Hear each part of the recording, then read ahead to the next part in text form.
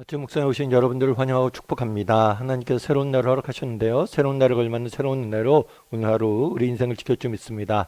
오늘은 다시 듣는 십계명이라는 제목을 가지고 신명기 4장 44절부터 5장 10절까지 말씀을 좀 살펴봤으면 좋겠습니다.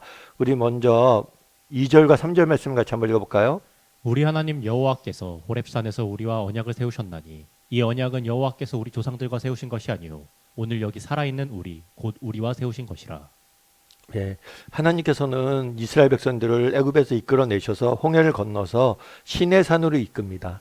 이 호렙산으로 이끄는데 이 호렙산은 시내산이라고도 불렀던 곳이에요. 하나님께서 이곳에 이스라엘 백성들을 불러다 놓고 이곳에서 하나님과 언약을 맺고 또 율법을 주시죠. 그런데 이 호렙산, 시내산은 하나님께서 모세를 불렀을 때 모세를 처음 이스라엘 백성들을 향해서 네가 가서 이스라엘 백성들 구원하라 라는 소명을 주신 산이기도 합니다. 그래서 이 호렙산에 가서 이스라엘 백성들과 언약을 맺고 또 십계명을 주시죠. 그렇다면 우리가 여기서 한번 살펴볼 게 뭐냐면 왜 호렙산이냐는 거예요. 왜 하나님께서는 시내산으로 이끄셔서 이곳에서 이스라엘 백성들과 언약을 맺고 또 약속을 주셨을까요?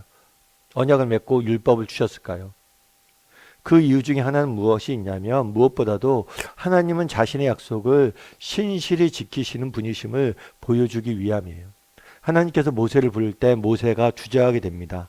네가 이스라엘 백성들을 이끌고 가서 애굽 땅에 가서 이스라엘 백성들을 이끌고 가나안 땅으로 가라.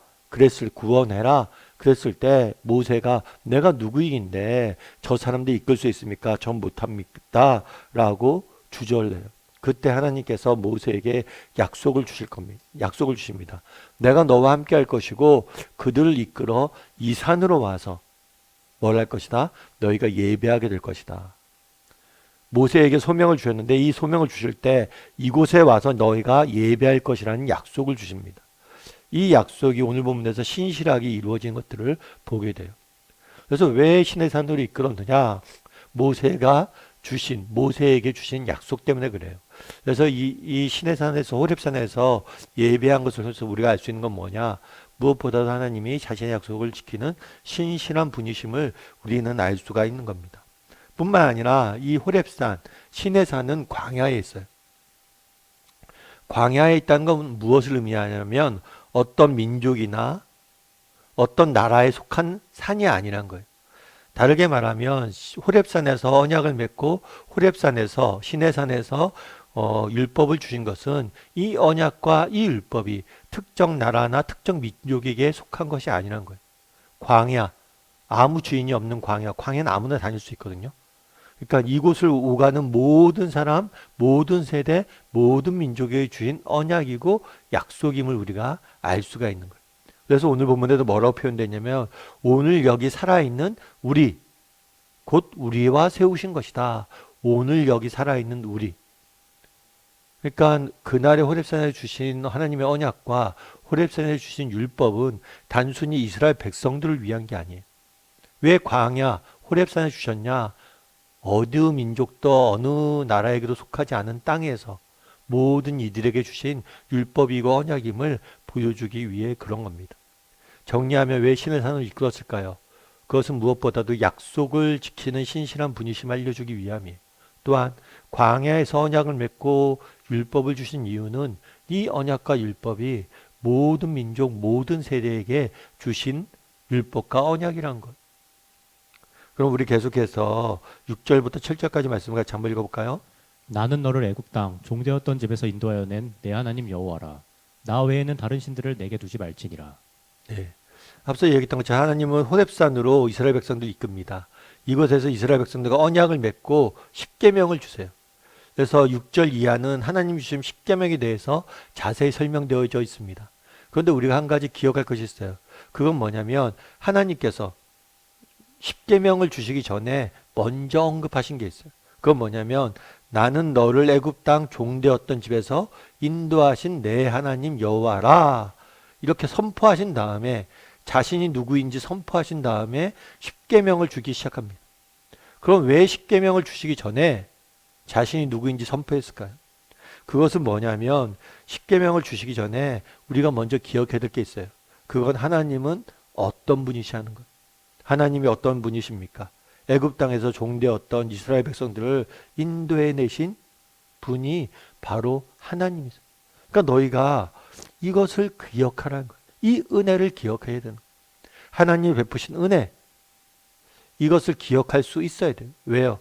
이것을 기억할 수 있을 때 하나님이 주신 율법은 의무나 책임이 아니라 우리에게 기쁨이 되는 거예요. 우리에게 율법이 계속해서 짐이 되고 의무가 되는 이유는 무엇입니까? 우리가 은혜를 잃어버렸기 때문이에요. 예를 들면 그런 거죠.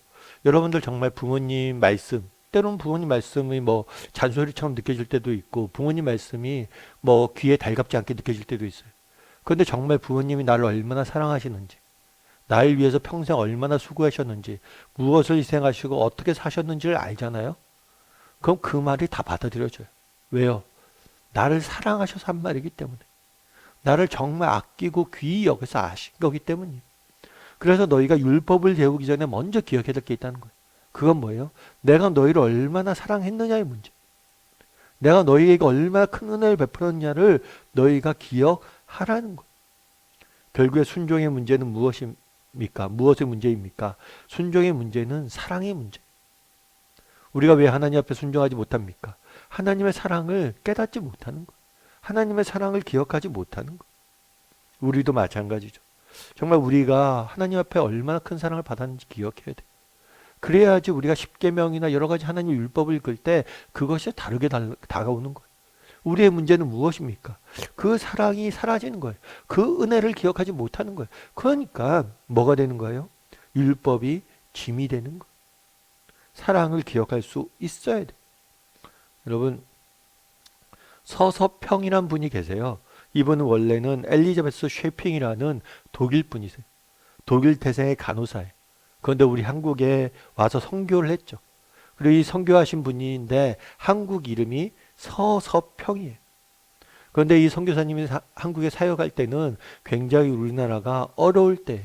한일 합방 이후에 가장 암울했던, 우리 역사 속에서 가장 암울했던 시기에 광주 지역에서 사역을 시작했습니다.